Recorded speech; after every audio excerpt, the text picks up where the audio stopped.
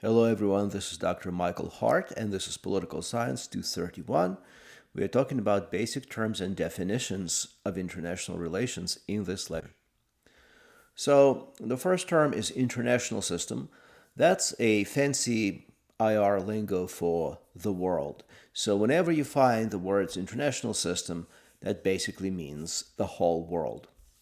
Anarchy in international relations has a more or less specific meaning. It means that international law cannot be enforced with any kind of consistency. And even though international law does exist in a patchwork form, intermittently, it exists here and there. I mean, it doesn't cover the whole spectrum of things, but even in those parts of life where it does exist, it doesn't function well because it cannot be enforced with any consistency. And this means that the world or the international system is a self-help system. And that means that countries or states in such a system cannot rely on international law. They can only rely on their own power. The next three terms characterize the nature of the world or of the international system. So, international system can be unipolar, bipolar, or multipolar. In a unipolar international system, there's only one truly great power, and that power is known as the hegemon. And therefore, the international system as such can be characterized by the term hegemonic. So, in a unipolar international system, you can find a great deal of stability and long periods of peace. Peace in Latin is pax, so you can find pax romana, the Roman peace, or pax britannica, the British peace during the 19th century, or pax americana, American peace after the end of World War II. So, because in a unipolar system, the hegemon can more or less guarantee that no upstart country upsets the apple cart and upsets the system by starting wars. And even smaller anomalies like pirates and brigands, they're suppressed because the hegemon in this unipolar political system has a vested interest in stability. Why? Because that hegemon, that state, is already powerful, and every state presumably wants to be powerful. So it will expand some of its own resources to suppress anything that destabilizes or upsets the system because it benefits from it, because thereby it can perpetuate its own power. In a bipolar international system, bipolar here has nothing to do with manic depression. This is not a term about mental condition. Bipolar international system simply means that there are two great powers, two poles of power. Bi means two, polar, two poles of power. Bipolar international system is not uncommon in world affairs. For example, we had one for about 4 decades, from 1945 to about 1989. So for more than 4 decades after the end of the Second World War, the United States and the Soviet Union had occupied this position as two great poles of power, and around them there were respective allies who benefited and also suffered from their patronage and protection, etc. But there were really only two great powers. Bipolar systems tend to be slightly less stable than unipolar ones. And then you have multipolar international system, which is what many scholars think exists today. In a multipolar international system, there are more than two great powers. And so there are more than two poles or more than two centers of gravity of power in the international system. And multipolar international system tends to be less stable than bipolar or unipolar.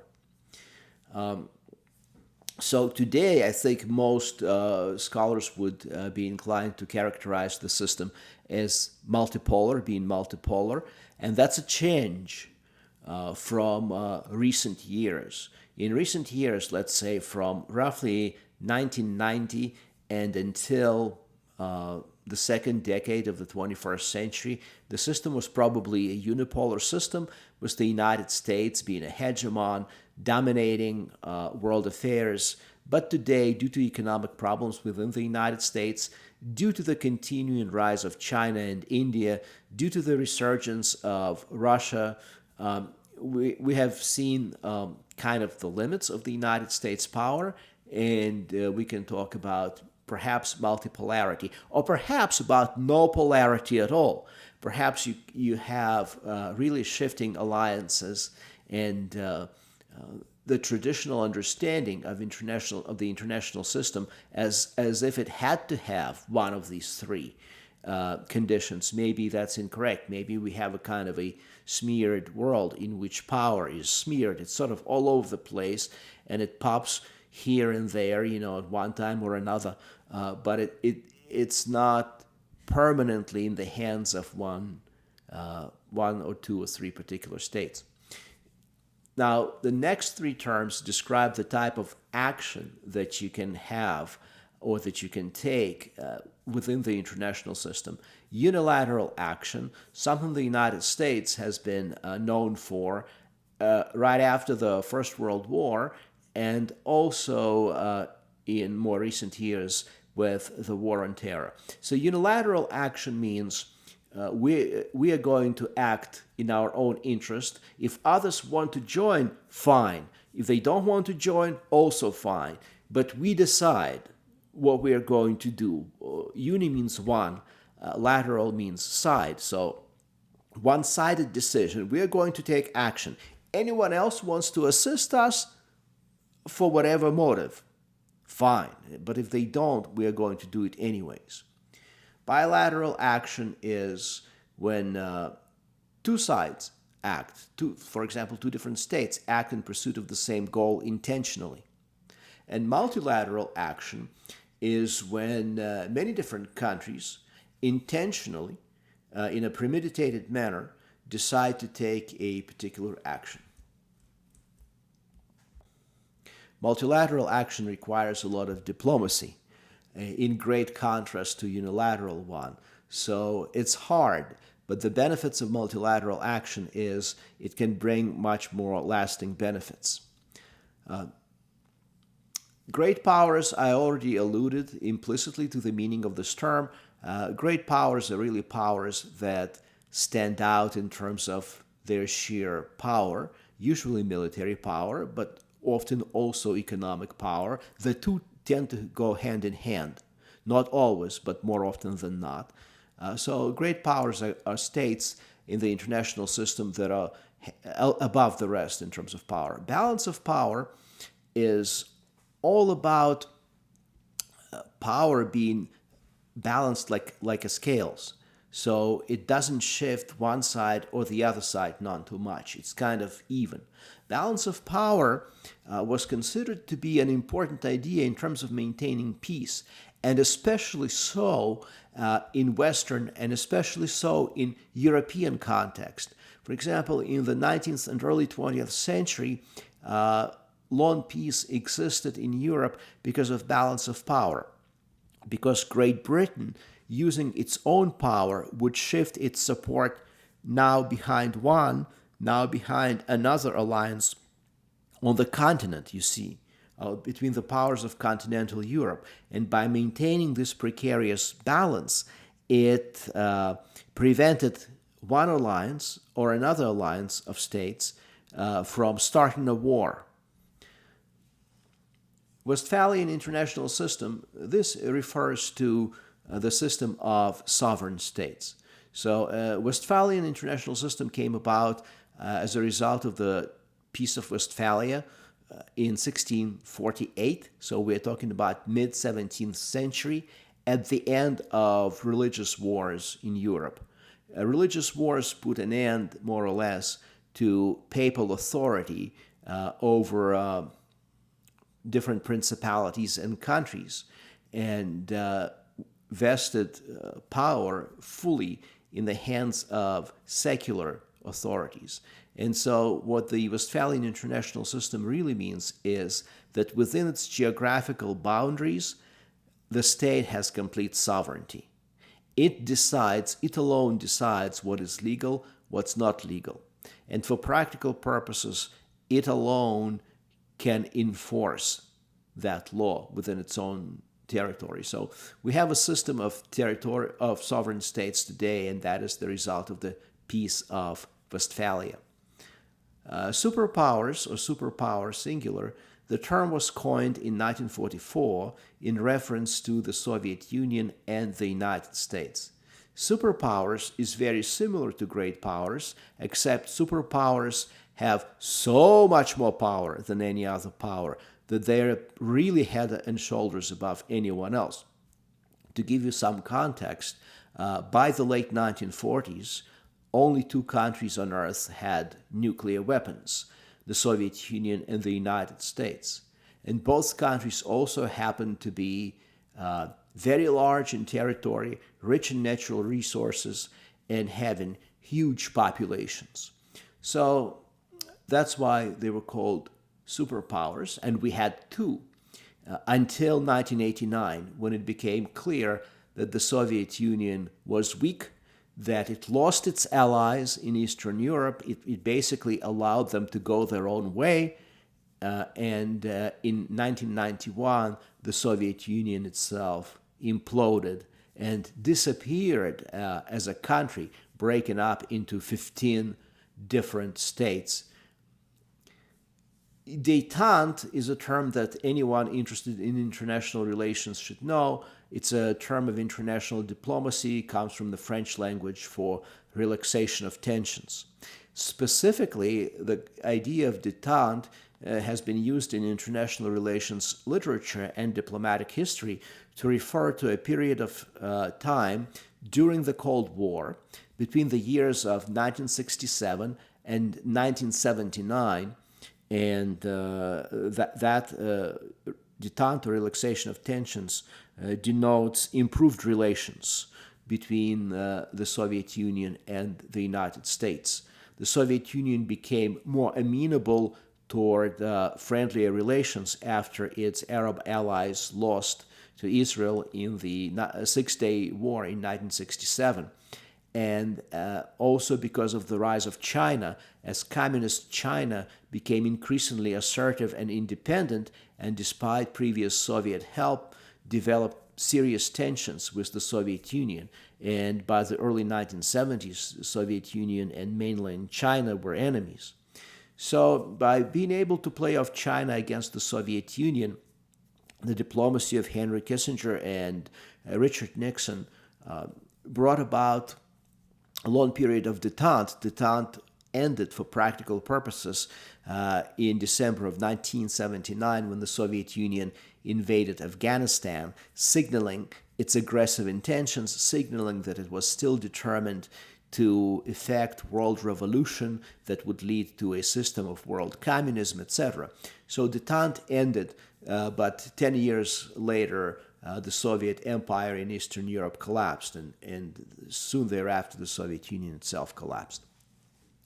The Cold War, 1946, 1989, that's a standoff between the two superpowers. It's called Cold War because the war between them never escalated into a hot war. Rather than a war, it's best described as a standoff. Hot wars existed by proxy. War in Vietnam is an example when the Soviet Union was supplying the communist Vietnam with equipment and advisors. And in Afghanistan, when the United States was supplying the Islamic rebels, the Mujahideen, against the Soviet Union, was supplying them with weapons, ammunition, training, logistical support. The next term is neoconservative or neocon.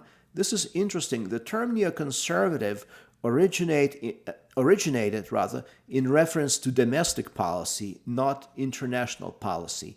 And neo obviously means new, right? Like Neo in the Matrix. Neo means new. And conservative means conservative. So new conservative neoconservatives were different from old or traditional conservatives. Traditional or classical conservatives were all about things like individual liberty, free enterprise, low taxes, low regulations. But neoconservatives, inspired by the philosophy of Leo Strauss, who was professor of philosophy at University of Chicago, they said that this old traditional conservatism no longer works, because the United States as a society was in danger of falling apart from too much individualism. Individualism really led to self-indulgence, waste of energy, waste of money, alcoholism and drug use, waste of time in trivial pursuits and narcissistic self-satisfying pursuits. Neoconservatives were seeking to rescue America from its own egotism by getting the people to believe in the tales of religion and special purpose, special mission. So Leo Strauss did not believe any religion was true, but he wanted people to be religious because he believed that religion restrained people's behavior.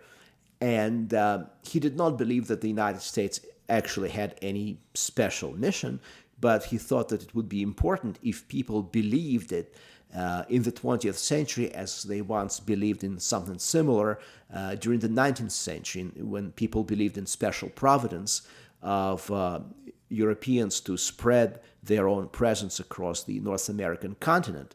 Leo Strauss believed it would be nice to get people to believe that America has the exceptional role of fighting evil around the world. And in the second half of the 20th century, that evil was communism. Now, what happened in fullness of time, and it happened after Leo Strauss developed a group of dedicated students at University of Chicago, after his students had children who followed in the same ideological footsteps, what happened was metastasis. Like a cancer, this ideology really changed. It grew into something different. Not quite what it started from, a little bit of what it was like it started from, but with an important inversion. Instead of saying that America suffered from its own egotism and the American society was in danger of falling apart, neoconservatives, by the late 1990s, began saying, in fact, by the early 1990s, began saying that no, the American society and similar societies like democracies of Western Europe are the best societies that are conceivably possible on Earth. This is the so-called end of history thesis, published by Francis Fukuyama in his his article called The End of History in 1989, and then in the early 1990s in his book called The End of History and the Last Man. And so the end of history means that the struggle, world struggle, we're now talking about world system, not just the United States, we're talking about the whole world. According to Fukuyama, the struggle over ideals is over. Now, what's an ideal? An ideal is like a big idea, right? So the struggle over big ideas has ended. And who won? Individualism, right? So selfishness. Do what you please. The idea that society must be organized in order to promote individual freedom. And America was seen as a perfect example of what an ideal society should be. And the way that it translates into foreign policy is that these people came to power in the administration of George W. Bush. And they pushed the plan which they had previously hatched in 1997 using their own think tank called Project for the New American Century, or PNAC. They have come up with a statement of purpose, with really a blueprint of what they wanted to implement. And what they wanted was the United States to control the internet, to control outer space, and most importantly, to spread democracy into those parts of the world which did not yet have democracy.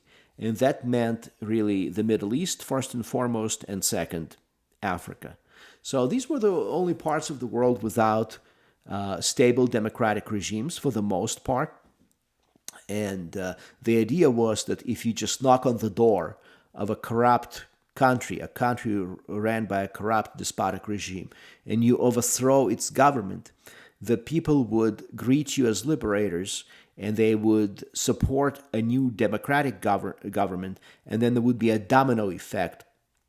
Other regimes would fall, the people in those countries would rise up, and there would be democracy all over the Middle East.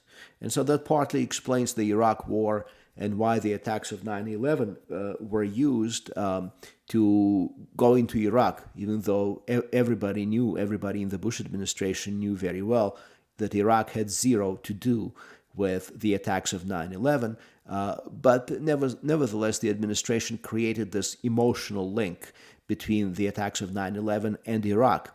It never directly asserted that Iraq was behind 9/11, but it misled the people to believe that it did in order to get popular support for the war in Iraq.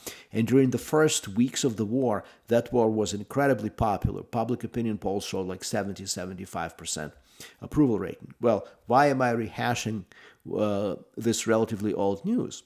That was kind of a turning point, I would dare say, in international events, because that war in Iraq demonstrated, along with the war in Afghanistan, and the U.S. involvement in Afghanistan continues to this day, as if this recording is still going on, demonstrated that American power had serious limits.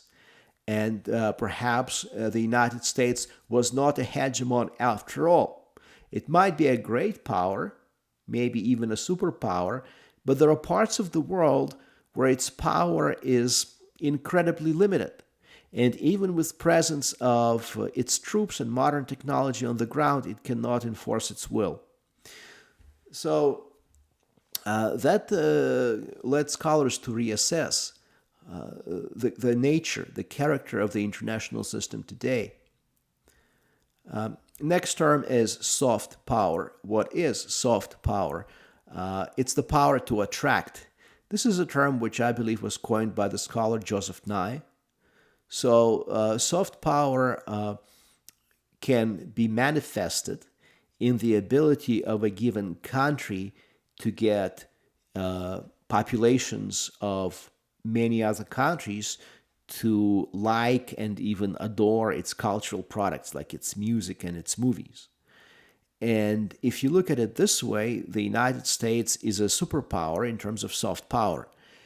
No country in the world makes movies that are watched everywhere in the world. There are countries that make more movies than the United States, like China and India, and I think by now even Nigeria. They make more movies than does Hollywood. But nevertheless, they make movies mostly for their own markets, or at best for their own immediate geographical regions. Hollywood movies travel well all over the world. So that's one way. America's music, rock and roll and pop music and rap, hip-hop, all of these have no borders. They have no boundaries. People all over the world, from the most diverse countries and cultures imaginable, consume and like that stuff. So other things that the United States uses in terms of soft power, it's technology. Apple products, Microsoft products, know no boundaries. The entire world consumes them. So the power of our culture and the power of America's products and services is what really makes up this core of soft power. There's been recently a term coined called smart power, and smart power, also by Joseph Nye, is a combination of traditional military or hard power and soft power. And so when you combine the two, this is when you are most powerful. And presumably the United States today is in a unique position because nobody has as much hard power as does the United States, and nobody has as much soft power. But nevertheless, it feels like, I know it's not quite a scientific term, but it feels like the United States not really is a superpower, and it's losing much of its prestige.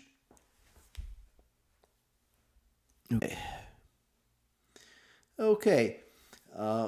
War on terror. Yeah, it's a vague term. It's a struggle to end terrorism launched by the United States against mostly Sunni fundamentalist terrorist groups after the attacks of 9/11. It's interesting to contemplate the idea that war on terror is itself one of the latest in a series of wars, none of which the United States won, and none of which are technically wars. War on poverty, which Lyndon Johnson declared in the mid 1960s. War on drugs, which President Nixon actually declared, not Reagan, Nixon. And then Reagan expanded it. War on drugs is still going on. War on poverty. We have more poor people now than we did in the 1960s. Poverty rate, the official poverty rate may be slightly lower, but because there are many more people in North America, there's actually more poor people. And war on terror, too, I mean, it did not end terrorism. In fact, in the early years, it actually increased terrorism. International political economy is a field of study within international relations which combines international politics and economics. It deals with things like international trade and the flow of international finance. So you have trade theory, and trade theory itself is really an umbrella term for many different trade theories that seek to explain how international trade works and which international trade strategies are the best. And then you've got international finance, which is a theory and history of financial flows around the world. International finance has become a very relevant field because really the most assets in terms of just dollar value, sheer dollar value, are abstract assets. These are stocks, bonds, various derivative financial instruments like the futures, options, ETFs. Abstract wealth has become the dominant source of wealth. And this abstract wealth sometimes very easily crosses international boundaries. Next term is United Nations. It's an organization which was created in the aftermath of the Second World War. It has two components, the General Assembly and the Security Council. The General Assembly is made up of all the countries who are member countries, and the Security Council has 10 members, 5 of whom are permanent and have veto power, and five of whom are rotating members and come from the General Assembly. The 5 permanent members are the United States, Russia, China, Great Britain, and France. Their permanent member status on the Security Council and their veto power, these are explained by the outcome of the Second World War. These were basically the victors of the war. And so the structure of internal power within the United Nations is a little bit obsolete because, as I said, there are many more countries. We have like 197 countries, not 68 countries like we did in 1945. And we now have very large and prosperous and sometimes powerful countries that are not members of the permanent Security Council, and so there's some resentment over that. And overall, the United Nations has become more controversial and more unwieldy than I would say ever before, because the more members you have representing more different interests, divergent interests, the harder it is to agree, and the more resentment and bitterness you're going to have.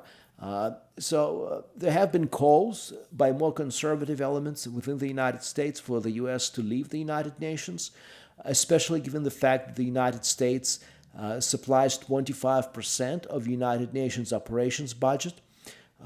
So far, these calls have not led to a serious intention to leave, but the United States declared its intention to withdraw from some agencies within the United Nations, like the World Health Organization. So the United Nations really is an umbrella for sub-organizations, like World Health Organization is one of them.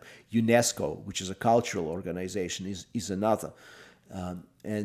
We'll see what happens. But for now, the U.S. remains a member, and the UN remains headquartered in New York, as it always has been.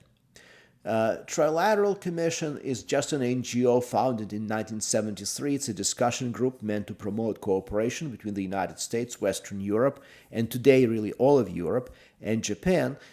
It arose in the early to mid 1970s because of a certain little crisis at the time. Oil prices were going up because of the Arab oil embargo. The United States was suffering economically. Inflation was on the rise. And at the same time, partly because of that, there was some falling out between the United States and its Western European allies, because their currencies used to be tied to the US currency, and due to inflation, their currencies were also being inflated. So they were complaining the United States was exporting inflation, etc. And Japan was a resurgent power economically. So Trilateral Commission was really seeking to iron out differences before they escalated, and it was seeking to bring a new, I don't want to say new order because it sounds conspiratorial, to bring a new balance to a world to reflect the sense that things have changed. It was no longer 1945. 1973, which is 28 years later, really is a different world in terms of the character of the international system, because Japan had rebuilt, so did Western Europe, and there were new realities already in existence and new ones on the horizon. And that's why the Trilateral Commission was created. Council on Foreign Relations is much older. It was founded in 1921. It's a think tank. A think tank is a group of people who are paid to think, to come up with policy alternatives and to write about them. And it specializes in U.S. foreign policy. It consists of many experts who are former government, high-level government people in the area of foreign policy and foreign relations. And that's why I guess it too causes conspiratorially minded people to be accused of some plots and conspiracies. But really, it doesn't have any significance.